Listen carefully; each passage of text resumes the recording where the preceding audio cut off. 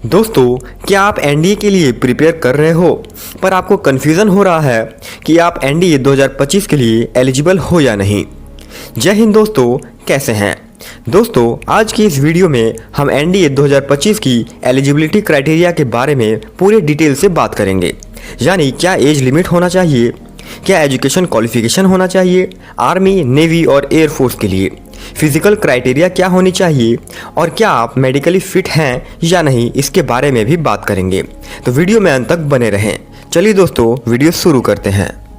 दोस्तों, एनडीए की बेसिक चीज़ों को थोड़ा समझ लेते हैं। तो एनडीए, जिसका फुल फॉर्म है नेशनल डिफेंस एकेडमी, जहां आर्मी, नेवी और एयरफोर्स तीनों सेवाओं को एक साथ ट्रेन किया जाता है। एनडीए का एग्ज़ाम यूपीएससी द्वारा कंडक्ट कराया जाता है, जो कि वर्ष में 2 बार होता है, एनडीए 1 और एनडीए 2 के नाम से। मोड ऑफ एग्ज़ाम ऑफलाइन होता है, यानी पेन पेपर बेस्ड। और सिलेक्शन प्रोसेस की बात करें तो इसमें 2 स्टेजेस होते हैं, रिटन एग्ज़ाम फिर इंटरव्यू और इंटरव्यू के बाद मेडिकल। दोस्तों, अब एलिजिबिलिटी के बारे में बात करें तो सबसे पहले आप एक भारतीय होने चाहिए। इसके अलावा कुछ अदर कंट्रीज़ जैसे नेपाल, भूटान, इनको भी अलाउ होता है, पर इनमें भी कुछ क्राइटेरियाज हैं। दूसरी एलिजिबिलिटी है कि आप अनमैरिड होने चाहिए, मेल और फीमेल बोथ। यानी यदि आपने शादी कर ली है तो आप इस एग्ज़ाम को नहीं दे सकते। अगला है एज लिमिट। आपका एज 16.5 साल से 19.5 साल के बीच होना चाहिए और एनडीए 1 2025 के लिए आपका डेट ऑफ बर्थ 2 जुलाई 2006 से 1 जुलाई 2009 के बीच होना चाहिए। इसमें ये दोनों डेट्स भी इंक्लूड होंगे। अगला है एजुकेशन क्वालिफिकेशन। दोस्तों, एजुकेशन क्वालिफिकेशन की बात करें तो आप 12th पास या 12th अपीयरिंग होने चाहिए, लेकिन ज्वाइनिंग के समय तक आप 12th पास होने ही चाहिए। अब बात करते हैं कि आखिर 12th में कौन सा सब्जेक्ट होना चाहिए आर्मी, नेवी और एयरफोर्स में जाने के लिए। तो दोस्तों, अगर आप आर्मी विंग्स में जाना चाहते हो तो आपका 10th+2 में कोई भी स्ट्रीम हो सकता है, चाहे वो साइंस हो, आर्ट्स हो या फिर कॉमर्स हो, तो आप एलिजिबल हैं। लेकिन अगर आप नेवी या एयरफोर्स विंग्स में जाना चाहते हो तो आपका 10th+2 में फिजिक्स और मैथ होना कंपलसरी है। इसका मतलब यह है कि आपका 10th+2 में साइंस स्ट्रीम होना चाहिए, साथ ही मैथमेटिक्स भी होना चाहिए, क्योंकि जो सिर्फ फिजिक्स, केमिस्ट्री और बायोलॉजी लेते हैं वो केवल आर्मी विंग्स के लिए ही एलिजिबल होंगे। लेकिन जो फिजिक्स, केमिस्ट्री, बायोलॉजी के साथ मैथमेटिक्स भी लेते हैं या फिर सिर्फ फिजिक्स, केमिस्ट्री और मैथमेटिक्स ही लेते हैं, वो आर्मी विंग्स के साथ साथ नेवी और एयरफोर्स विंग्स के लिए भी एलिजिबल होंगे। तो होप आपको इसकी एलिजिबिलिटी क्राइटेरिया अच्छे से क्लियर हो गया होगा। अगला है फिजिकल क्राइटेरिया। दोस्तों, इसमें आपका हाइट, वेट, चेस्ट और चेस्ट एक्सपेंशन को चेक किया जाता है और फिजिकल क्राइटेरिया मेल और फीमेल के लिए अलग होती है। बात करें मेल कैंडिडेट्स की तो जनरली आर्मी में जाने के लिए मिनिमम हाइट 157 सेंटीमीटर होना चाहिए, नेवी में जाने के लिए भी 157 सेंटीमीटर होना चाहिए और एयरफोर्स में फ्लाइंग ब्रांच के लिए मिनिमम हाइट 163 सेंटीमीटर होना चाहिए, जबकि ग्राउंड ड्यूटी के लिए मिनिमम हाइट 157.5 सेंटीमीटर होना चाहिए।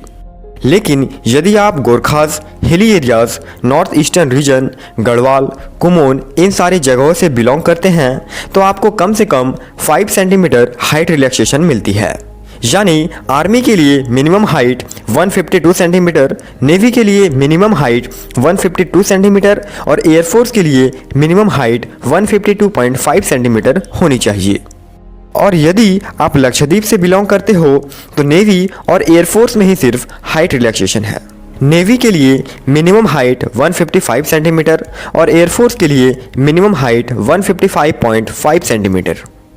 और दोस्तों, यदि आपकी एज 18 वर्ष से कम है तो आपको हाइट में 1 या 2 सेंटीमीटर का रिलैक्सेशन मिलता है, क्योंकि आप इस समय ग्रोइंग एज में होते हो। दोस्तों, आपके स्क्रीन पे मेल कैंडिडेट्स का हाइट और वेट का चार्ट दिख रहा होगा कि आखिर कितने हाइट में कितना वेट होना चाहिए। इसमें आपका 5 केजी कम या अधिक होने से कोई फर्क नहीं पड़ता, लेकिन ओवरवेट या अंडरवेट होने पर आपको टीआर भी मिल सकता है। बात करें चेस्ट एक्सपेंशन की तो कम से कम 5 सेंटीमीटर एक्सपेंड होना चाहिए और एक्सपेंड होकर आपका चेस्ट 81 सेंटीमीटर होना चाहिए। अब बात करें फीमेल कैंडिडेट्स की फिजिकल स्टैंडर्ड के बारे में, तो आर्मी में जाने के लिए गर्ल्स की मिनिमम हाइट 152 सेंटीमीटर होनी चाहिए। नेवी में जाने के लिए भी मिनिमम हाइट 152 सेंटीमीटर होनी चाहिए और एयरफोर्स के फ्लाइंग ब्रांच में जाने के लिए मिनिमम हाइट 163 सेंटीमीटर होनी चाहिए, जबकि ग्राउंड ड्यूटी के लिए मिनिमम हाइट 152 सेंटीमीटर होनी चाहिए। इसमें भी कुछ रिलैक्सेशन है। यदि आप Gorkhas, hilly areas, north eastern region, Garhwal, Kumaon इन सारी एरिया से बिलोंग करते हो तो आपको 5 सेंटीमीटर का हाइट रिलैक्सेशन मिलेगा। और भी कई सारे रीजन्स हैं जहां अलग अलग रिलैक्सेशन मिलती है, आप स्क्रीन पे देख सकते हैं। इसके अलावा यदि फीमेल कैंडिडेट्स की एज 18 वर्ष से कम है तो इन्हें हाइट में 2 सेंटीमीटर का रिलैक्सेशन मिलेगा, क्योंकि इस समय ये ग्रोइंग एज में होते हैं। दोस्तों, आपके स्क्रीन पे फीमेल कैंडिडेट्स की हाइट और वेट का चार्ट दिख रहा होगा, आप स्क्रीनशॉट ले सकते हैं। दोस्तों, अगला है मेडिकल प्रॉब्लम्स, जिसमें आपको टेम्परेरी रिजेक्शन या परमानेंट रिजेक्शन मिलता है। तो आइए जानते हैं कि किन प्रॉब्लम्स में आपको टीआर या पीआर मिलता है।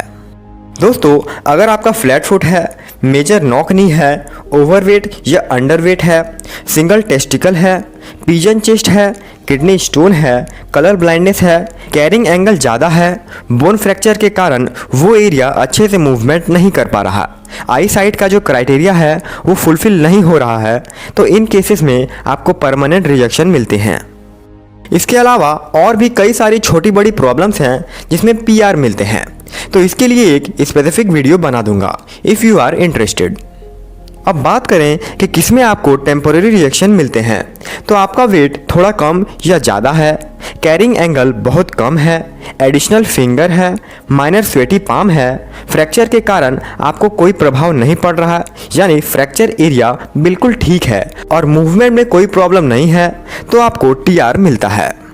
दोस्तों, अगर ये वीडियो आपको अच्छी लगी हो तो अपने दोस्तों तक शेयर कर वीडियो को लाइक और चैनल को सब्सक्राइब जरूर करें। मिलते हैं दोस्तों नेक्स्ट वीडियो में, तब तक के लिए जय हिंद, जय भारत।